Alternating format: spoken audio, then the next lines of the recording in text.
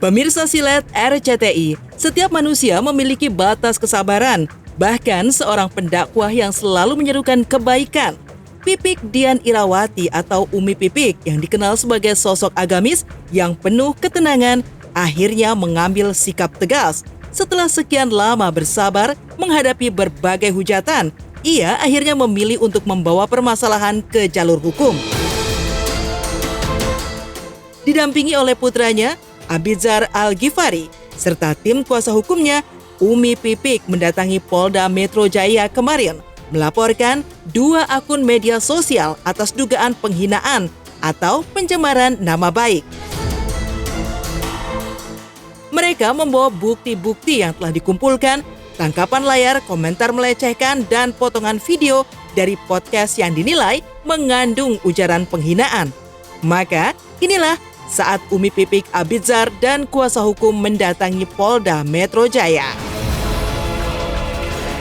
Kami hari ini sudah melaporkan beberapa akun. Nanti selengkapnya biar teman-teman di pihak kepolisian akan melakukan proses penyelidikan. Umi Pipik sudah membuat laporan resmi terhadap penghinaan ataupun pencemaran nama baik melalui media elektronik. Sementara ada 2 akun yang sudah kita laporkan. Kalau saya kan sebagai warga negara punya hak untuk melaporkan sesuatu yang merugikan gitu ya terhadap saya, warga saya. Jadi ya saya tadi datang untuk memberikan laporan.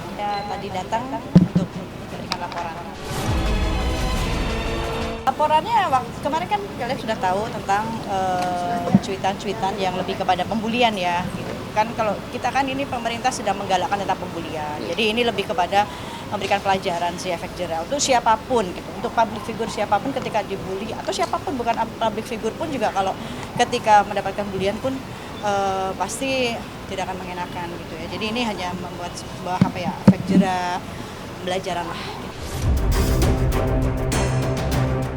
Sebelumnya, Abizar telah melayangkan somasi terhadap pemilik 2 akun tersebut. Namun, salah satu akun justru kembali membuat unggahan bernada sarkas, sementara akun lainnya tidak memberikan tanggapan.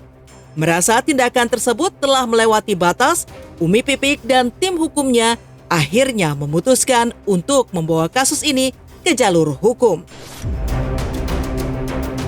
Seperti teman-teman ketahui juga, kenapa kemarin Abizar yang melakukan somasi, tapi Umi yang membuat laporan polisian. Ini sifatnya delik aduan. Delik aduan itu adalah orang yang terkena kejahatan langsung yang harus melaporkan kepada pihak polisian. Dan juga akun yang kemarin sempat mau bertemu, kemudian melakukan cuitan lagi, yang kemudian cuitan itu bermuatan sarkas. Sehingga kita lihat ini orang merasa kebal hukum. Makanya kita negara hukum, kita buat laporan pada pihak polisian biar nanti pihak polisian sebagai aparatur penegak hukum untuk menindaklanjutinya. Baik lagi saya bilang kemarin, saya yang lakukan somasi, saya yang melakukan yang mulai untuk membuat ini semua kan saya ya. Jadi tetap harus saya yang kawal dari awal sampai akhir, sampai nanti hasil akhir dari polisi nanti gimana tetap akan saya kawal. Umi Pipik yang selama ini selalu menenangkan putranya, kini berdiri di sisinya mendukung langkah hukum Abizar dan bahkan dirinya yang melaporkan langsung. Hinaan demi hinaan yang bertebaran di media sosial bukan lagi sekedar kata-kata, tetapi luka yang menodai harga diri. Wanita yang pernah mendampingi mendiang Ustadz Jeffrey Al-Bukhari itu menyadari diam bukan lagi pilihan. Ia ingin 2 pelaku perundungan memahami bahwa ada batas yang tidak boleh dilanggar. Meski hati seorang ibu selalu lapang untuk memaafkan. Oh, kalau sama Abi yang pertama udah ketemu ya. Kan udah ada 2 orang yang dilaporkan. Yang pertama udah ketemu sama Abi, cuma nggak ketemu sama saya karena memang saya lagi di luar kota saat itu. tinggal nunggu panggilannya aja, laporan hukumnya. Kalau maaf kan udah dimaafin pasti. Siapapun kan orang minta maaf, masa kita nggak maafin. Cuma kan kita nih di negara hukum dan lawyer saya sudah menempuh jalur hukum, jadi ya saya serahkan ke jalur hukum. Mungkin bukan hanya Abi aja kali ya, maksudnya setiap anak yang lain pun juga kalau merasa sudah menyangkut keluarga, pasti juga akan maju lah, nggak cuma Abi aja. Tapi kan ini Abi menunjukkan bahwa bagaimana seorang anak bersikap ketika keluarganya atau orang tuanya mungkin disinggung. Nah, kewajiban seorang anak ya seperti ini. Wah jelas, segala tindakan akan menjadi himbauan bagi saya, buat orang-orang juga, buat semuanya lah. Bukan di masalah ini doang, tapi di masalah banyak dari yang sebelum-sebelumnya juga jadi himbauan. Kayak yang saya bilang, cuman kayaknya efek jerahnya nggak nampol bagi mereka. Jadi emang hukum udah paling benar. Kita semuanya memang sudah terbiasa dari kecil saling support, saling merangkul, saling menguatkan.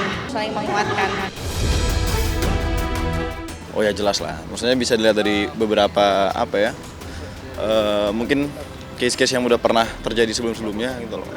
Aku selalu ngebela keluarga, saya masih selalu ngebela keluarga. Kalau saya pribadi mah terserah, cuman kalau keluarga nggak bisa. Kalau keluarga nggak bisa.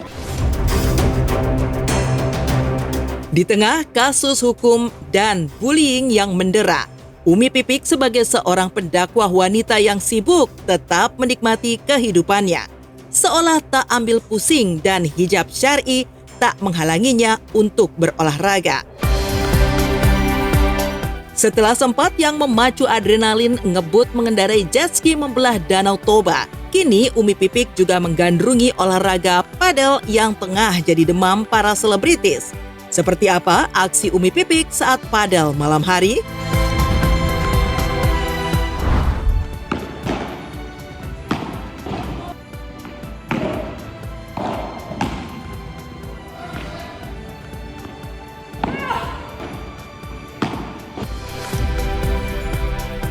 Dan saya kan orangnya mobile ya gitu, makanya kalau diem tuh malah badan itu jadi nggak fit, jadi harus digerakin gitu. Nah kalau pas lagi nggak ada dakwah ya saya olahraga, enggak lah tergantung kitanya. Alhamdulillah sejauh ini saya fine aja, nggak pernah nyangkut. Ya, asal kita tahu aja, maksudnya pakaian yang kita pakai jangan terlalu panjang juga gitu ya.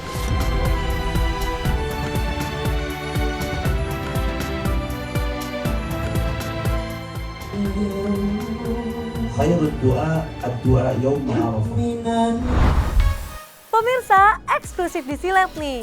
Ivan Gunawan gelar pengajian jelang berangkat haji sampai minta maaf cium kaki sang mama. Wah, kira-kira seperti apa sih keharuannya?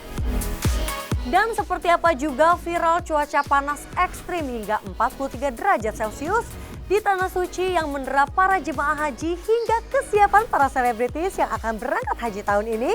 Beritanya sesaat lagi, jangan kemana-mana, tetap di Silet.